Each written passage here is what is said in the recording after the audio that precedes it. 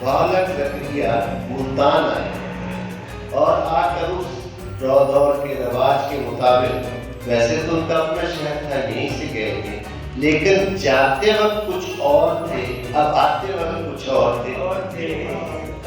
انہوں نے باہر دروازے کے باہر، شہر کے باہر رکے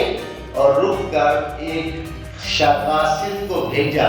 کہ جاؤ جو یہاں بزرگ ہیں، صوفیاء ہیں، یہاں مسلم لوگ ہیں، ان سے اجازت لو کہ مجھے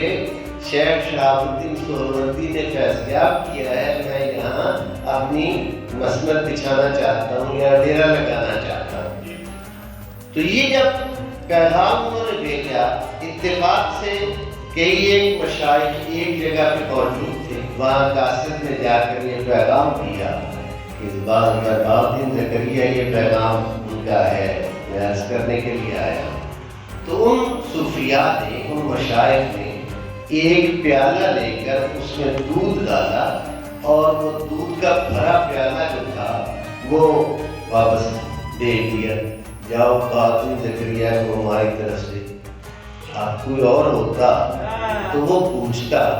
کہ میں کی گل کی ہے تو دودھ کا پیالہ دیتے پہ، لیکن وہ قاصد بھی سمجھتا تھا کہ جتنا کام میرا تھا میں نے کیا، اب یہ ان کی آپس کی بات ہے، یہ میرے سمجھنے کی نہیں ہے، نہ میں سمجھ سکتا ہوں نہ میں اصلاح کا راہی ہوں، اب یہ ان کی آپس کی بات ہے۔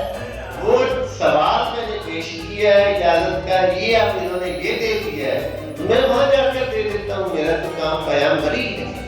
جب اس نے وہ دودھ کا پیالہ دیا، دھیان کے ساتھ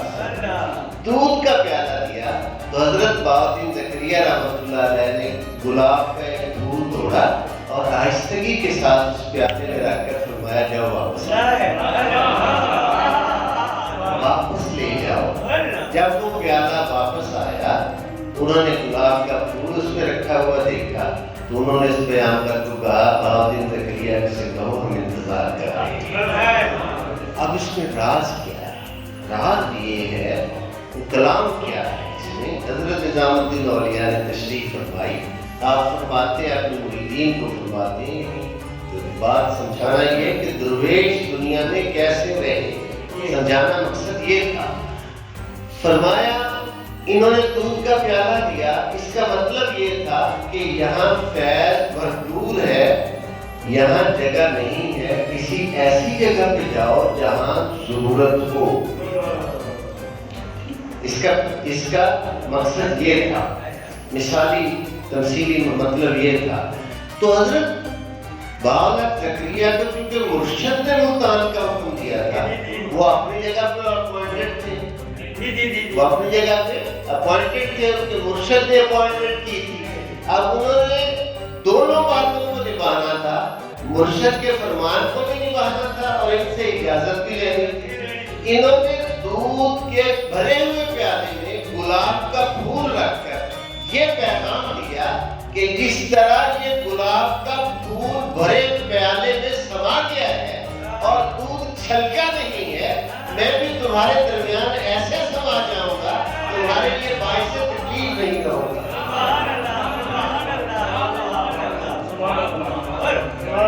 میں تمہارے لیے تکلیف کا باعث نہیں بنوں گا، جیسے یہ پھول سما گیا ایسے میں سما جاؤں گا، میں دکھ نہیں دوں گا، تکلیف نہیں دوں گا۔ جب انہوں نے یہ دیکھا کہ یہ بندہ اس منصب تک آ چکا ہے تو انہوں نے کہا ویلکم ویلکم، خوش آمدید، آؤ ہم استقبال کرتے ہیں۔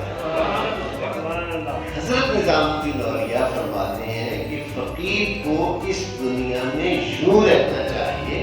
جیسے دودھ کے بھرے پیالے میں گلاب کا پھول، اس سے کسی کو خوشبو تو پہنچے، اس سے کسی کو خوشبو تو پہنچے، اس سے کسی کو فائدہ تو پہنچے، لیکن اس سے کسی کو تکلیف نہ پہنچے، اس سے کسی کو دکھ نہ پہنچے۔ یہ اتنی بڑی بات میں نے سمجھانے کی کوشش کی ہے، اس کو زندگی میں اپلائی کرنا، نافذ کرنا بڑا